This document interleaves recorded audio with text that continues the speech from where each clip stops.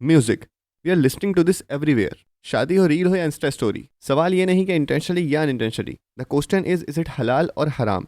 और ये question video के एंड तक क्वेश्चन ही रहेगा, क्योंकि हदीसें हमारे पास दोनों तरफ मौजूद हैं।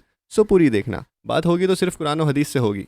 फर्स्टली हम वो हदीस डिस्कस करते हैं जिसके बिना पे म्यूजिक को हलाल कहा जाता है। हज़रत आयशा रज़ियल्लाहु तआला अन्हा फरमाती हैं, ईद के दिन नबी करीम सल्लल्लाहु अलैहि वसल्लम के घर दो लड़कियां शायरी डफ के साथ गा रही थी।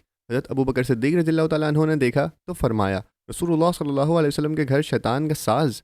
तो नबी करीम सल्लल्लाहु अलैहि वसल्लम ने फरमाया, अबू बकर इन्हें छोड़ दो, हर कौम की ईद होती है और आज हमारी ईद का दिन है। बुखारी 952, मुस्लिम 892। इसमें दो चीज़ें याद रखने वाली हैं। फर्स्टली डफ, सेकेंडली ईद का दिन। और जितने सख्त अल्फाज हज़रत अबू बकर सिद्दीक़ रज़ियल्लाहु तआला अन्हु ने फरमाए, इससे ये तो पता चलता है कि यूजुअल रूटीन नहीं थी। हम आखिर में कंक्लूड करेंगे। Now move on to the हदीस जिसके बिना पे म्यूजिक को हराम कहा जाता है। हज़रत अबू मालिक बिन अशारी रज़ियल्लाहु तआला अन्हु फरमाते हैं, नबी करीम सल्लल्लाहु अलैहि वसल्लम ने फरमाया, मेरी उम्मत में कुछ लोग होंगे जो जिना, रेशम, शराब और मौज़िफ़ को हलाल कर लेंगे। और मौज़िफ़ म्यूजिकल इंस्ट्रूमेंट्स को कहा जाता है। और इस हदीस से भी हमें दो चीज़ें मालूम होती है। फर्स्टली हलाल कर लेंगे, इट्स मीन के पहले वो हराम थी। और म्यूजिक इंस्ट्रूमेंट के साथ जिन गुनाहों का जिक्र किया गया है वो कबीरा गुनाह है, कोई छोटे मोटे नहीं। Now move on to the next हदीस जो कि डफ के फेवर में है। हज़रत आयशा रज़ियल्लाहु तआला अन्हा फरमाती हैं, नबी करीम सल्लल्लाहु अलैहि वसल्लम ने फरमाया, हलाल और हराम के दरमियान फ़र्क निकाह के मौके पर डफ बजाना और आवाज़ का बुलंद होना है। सुनन इब्ने माजा 1896। इसमें भी वही दो चीज़ पॉइंट आउट करने वाली है जो कि फर्स्ट हदीस में हमारे पास थी। फर्स्टली डफ, सेकेंडली निकाह। फर्स्टली कोई गुनाह हो तो वो पब्लिकली नहीं किया जाता, और निकाह जो कि हलाल है तो इसके बारे में बिग अनाउंसमेंट का हुक्म है। Now move on to the one more हदीस जो कि हराम तो नहीं बट नापसंदीदा अमल के जरूर करीब ले जाती है। हज़रत अब्दुल्ला बिन उमर रज़ियल्लाहु तआला अन्हु फरमाते हैं, नबी करीम सल्लल्लाहु अलैहि वसल्लम ने मिज़मार जो कि एक म्यूजिकल इंस्ट्रूमेंट है उसकी आवाज़ सुनी तो अपने कानों में उंगलियां डाल ली और रास्ता बदल लिया। फिर पूछा, अब आवाज़ आ रही है? जब आवाज़ बंद हुई तो उंगलियां निकाली। सुनन इब्ने दाऊद 4924। इससे हमें कुछ चीज़ें पता चलती हैं कि अनइंटेंशनली भी उन्होंने अपने कानों में आवाज़ नहीं पहुंचने दी। मतलब नॉर्मल रूटीन में इतना नापसंदीदा अमल, और इतना नापसंदीदा अमल हम कैसे कर सकते हैं जबकि उम्मत मुस्लिमा के पास तो आखिरत के रोज़ सिफारिश ही एक है। और सलफ़ का कॉल है, म्यूज़िक दिल में नफाक पैदा करता है